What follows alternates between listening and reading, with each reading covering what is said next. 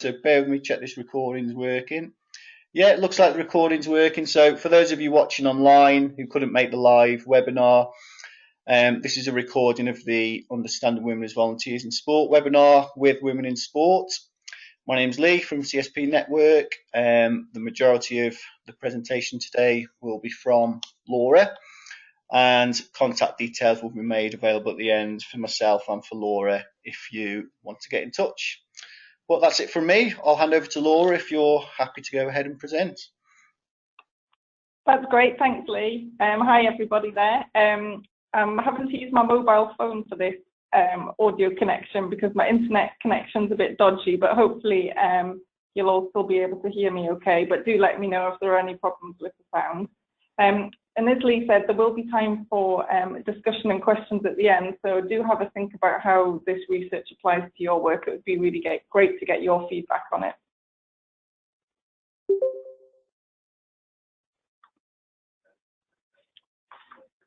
So hopefully most of you have heard about Women in Sport, but I just thought it was worth briefly explaining who we are. So we're a very small charity. We're based in London, but our remit does cover the whole of the UK. And we've recently updated our vision and mission.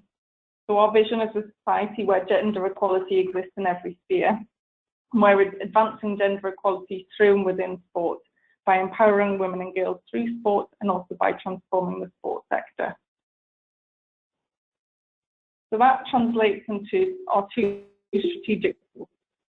So the first one's about partly about helping women and girls get more active, but also really recognising those many benefits that come from sport and being physically active, such as developing skills such as teamwork, confidence, resilience, etc. Our second goal is about transforming the sports sector.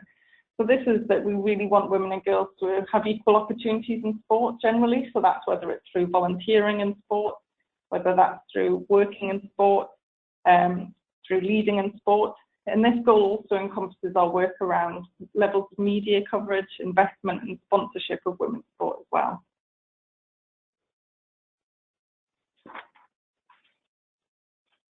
So at Women in Sport, we support the sports sector and others to ensure that women and girls have equal access to sport. And all of our work is based on research. And while there's been lots of research into volunteers generally, we know very little about female volunteers. So we decided it was really important for us to build our knowledge and understanding of women as volunteers. So with funding from Sport England, we commissioned Leeds Beckett University to carry out the research for us into the experiences of women volunteers.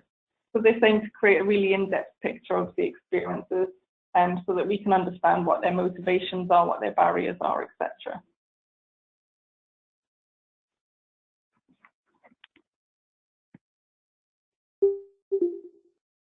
So the research was led by Dr. Leanne Norman, who's from Leeds Beckett University, but she had a whole team of researchers helping her with the research.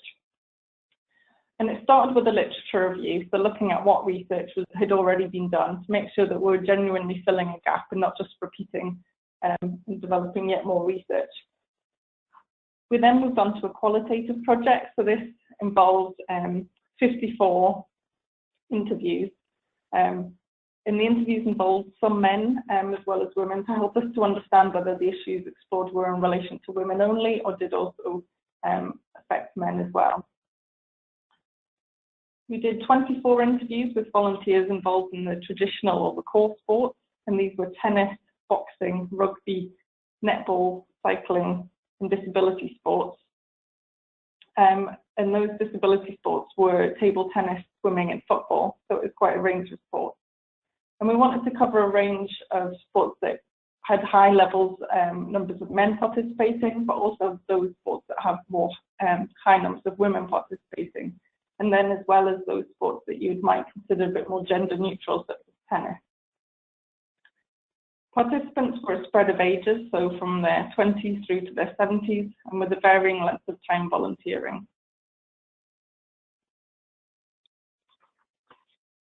We also talked to volunteers in a more informal sports role or mass market setting. And so for this part of the project, we spoke to volunteers in parkrun. And again, it was a mix of ages, but they'd generally been volunteering for less time than those people in their traditional sports. We also then wanted to compare sport with the non-sport sector. So 15 interviews were conducted with men and women in a variety of volunteering roles and organisations, so including youth organisations, charity shops, mentoring organisations, women's groups, etc. So we really wanted to speak to as wide a range of volunteers as possible for this research, and we generally had quite a good geographical spread. So interviewees came from 3 different regions: the Midlands, Yorkshire, and then London and the South East. Unfortunately, only 6 of the participants were from a Black or minority ethnic background, and the rest were white British. And it's really important for us to be aware that obviously the experiences of women will depend on their background and characteristics, and this includes ethnicity. And then last but definitely not least, we also spoke to 6 people working in CSPs in a range of volunteer-related roles to really understand what their views were of volunteering and the value given to those volunteers. I'm going to run through some of the key themes that came out of the research in relation to women, and this is by no means everything that came out of the research. And I also wanted to highlight to you that we've not looked at volunteering for mass sporting events like the Olympics or Commonwealth Games, as these generally have higher levels of women volunteering than general sports volunteering. So if we start by looking at the statistics that came out of the literature review, so in the non-sport sector, there were no gender differences in the rate of men and women volunteering on a formal basis in the last 12 months. So that means they've given unpaid help to a group, club, or an organisation. But there were differences in informal volunteering, and that's when they volunteered and given unpaid help to individuals. So 62% of women had been involved in informal volunteering compared to 56% of men. There were differences in terms of the role carried out by men and women. So helping out National Survey of Volunteering and Charitable Giving, for example, suggests that women are considerably more likely to provide caring roles, and men are more likely to give advice and represent others, which seems to kind of represent some traditional gender roles and gendered stereotypes about men and women's abilities.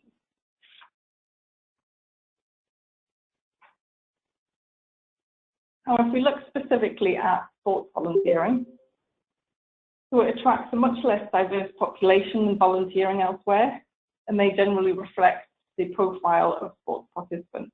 So they're more likely to be male, non-disabled, white, and from a higher socioeconomic background.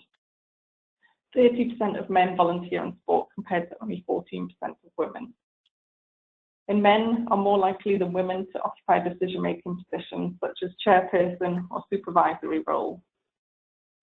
Men are also more likely than women to occupy coaching roles, whereas women are more likely to take the support roles and behind-the-scene roles such as catering or supporting children.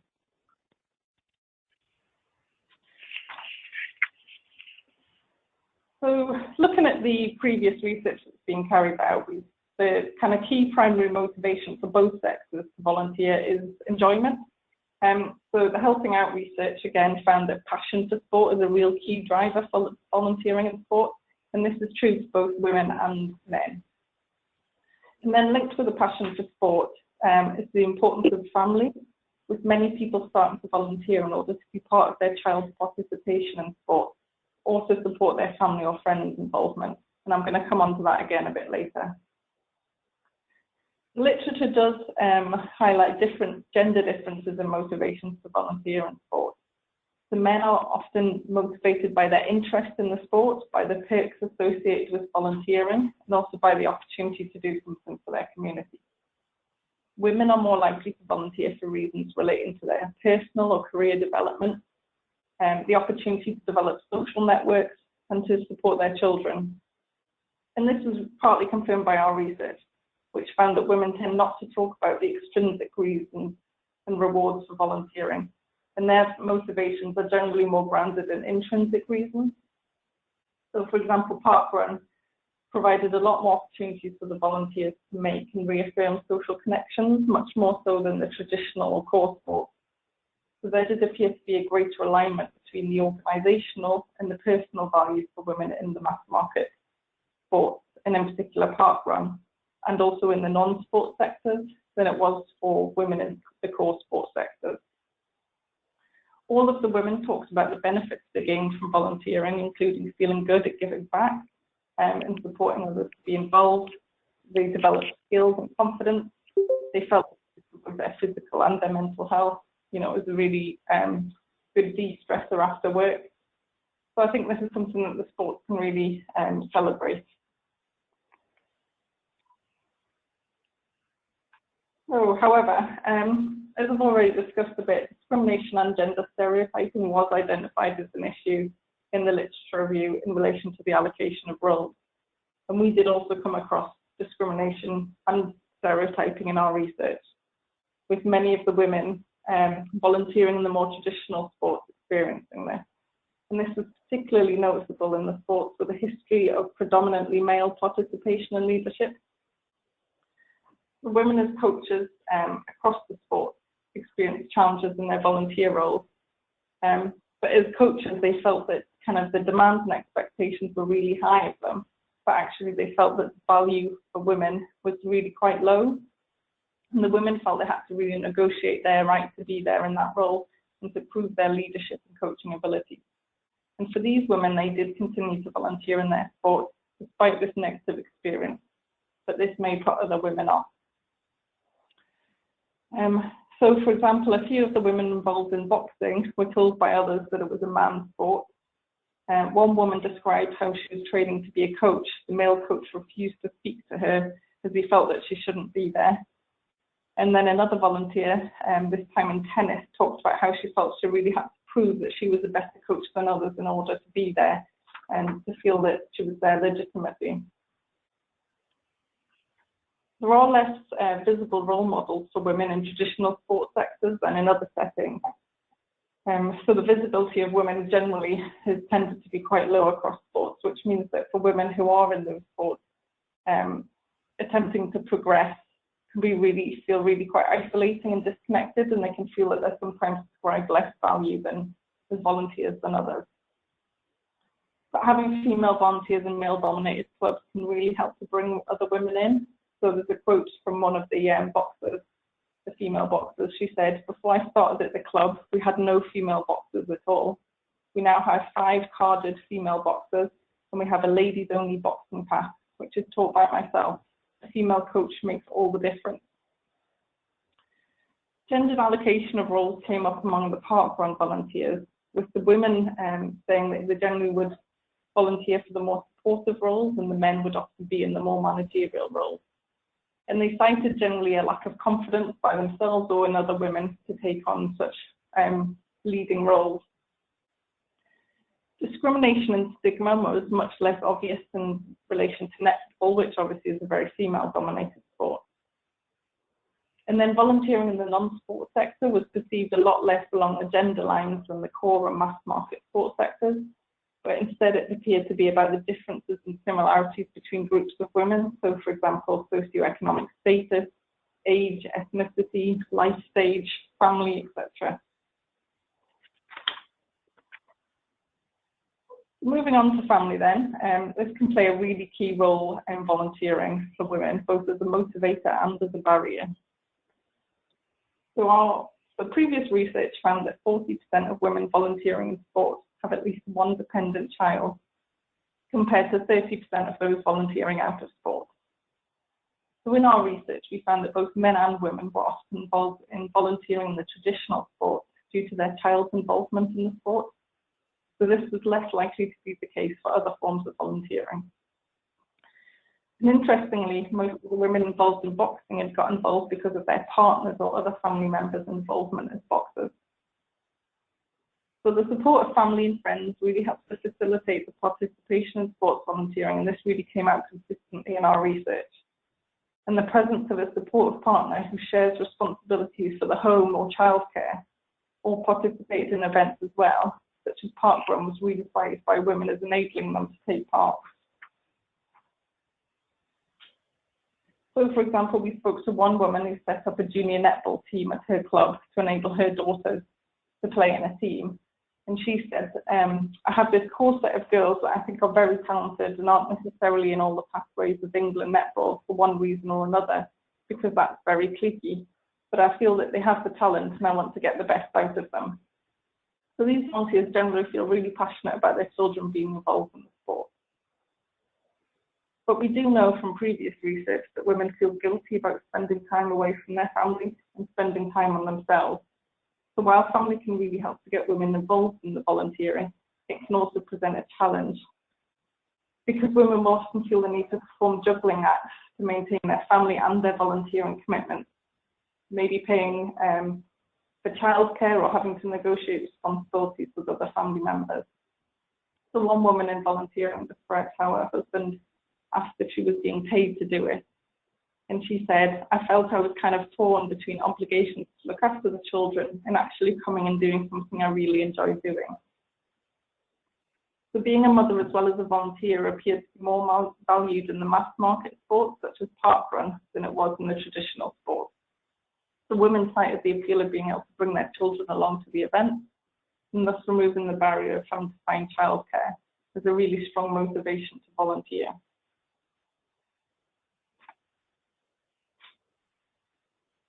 We found that women really valued flexible volunteering that can fit around their lives. The more women volunteers cited having positive experiences within parkruns than did the women who were volunteering in traditional sports settings.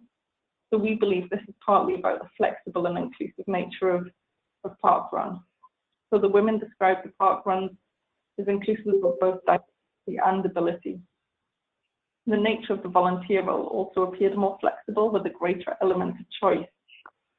And for those women who've left their children at home, they felt able to take that time due to the relatively short time required for the event. In comparison, the core sports would seem to be much less flexible and generally placed a lot more pressure on volunteers to take on more and more responsibility. So the netball volunteer that I mentioned earlier found that her volunteer workload steadily increased over the years. And while her motivation has not waned, she said, there are times when it's been quite draining because it's just so big and because it does take up so much of my time.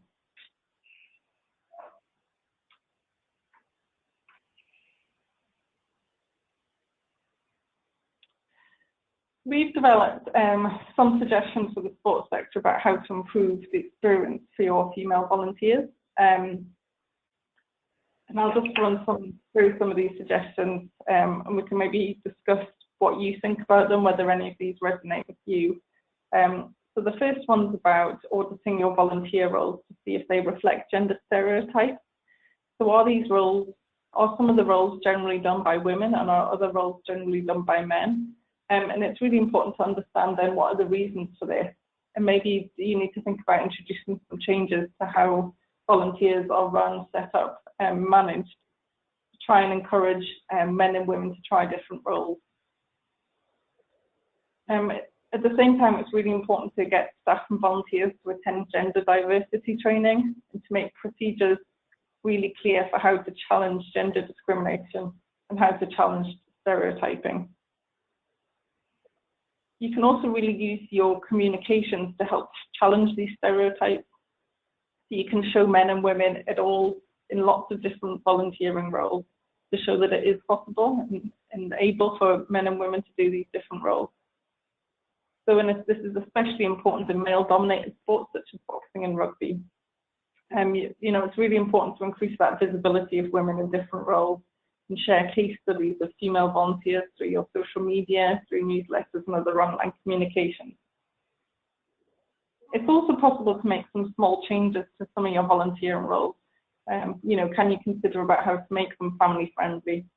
Can you offer opportunities for parents, for example, to volunteer and spend time with their children? And it's really important to kind of think about the positive images that you of women with their families when you're trying to promote these opportunities.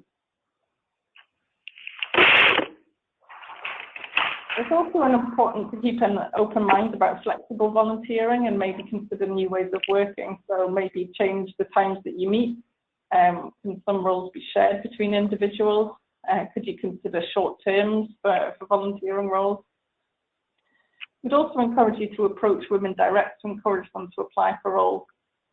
Sometimes women just need some encouragement that they can take on that role. And then I think, most importantly, I think really get to know what your volunteers' motivations are and really help tailor that experience where possible. So some women will be motivated by professional development and developing skills, whilst for others, developing networks and friendship groups is really important, or spending time with their family. And understanding this and then tailoring your offer can really help to lead to higher satisfaction and better retention of volunteers.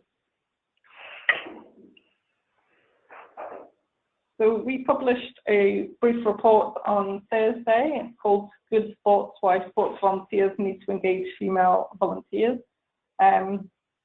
So I'd urge you to have a look at that. That's on our website. And I would just be interested to know if you've got any questions, but also kind of, you know, if you could tell me about some of the volunteer projects that you're involved with, and do any of these findings resonate with your experience, or indeed do you disagree with anything? Thanks.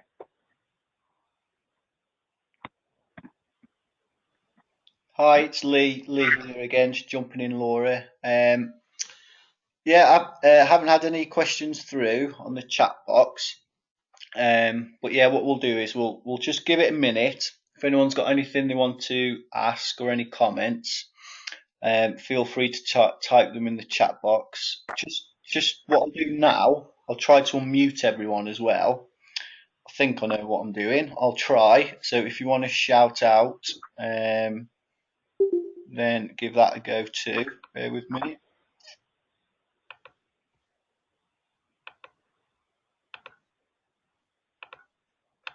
Yeah, starting to unmute some of you. So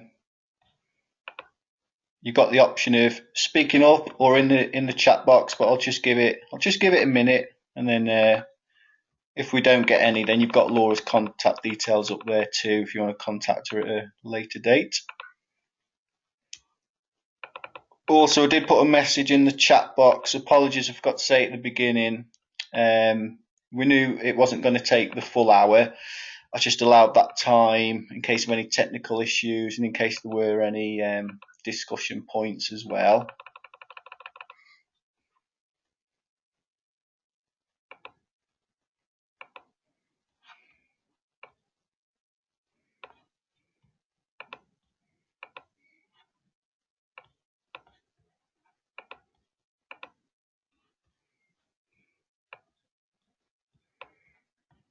Okay, right. There's no questions coming through, Laura. So what I'll say is we'll make the recording available. So if you do want to share it with colleagues at the beginning, then we'll make that available probably via our YouTube channel. Is there anything else you want to add, Laura? I just want to say thank you for your time. Really interesting. Thanks for showcasing the work that you've done.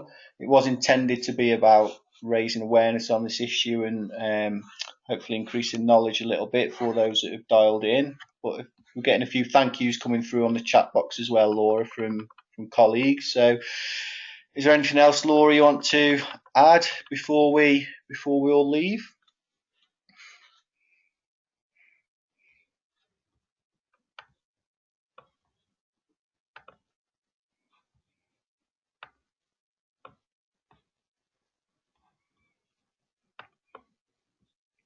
No? Okay. Well, we're getting lots of thank yous coming through. So I'll end the recording.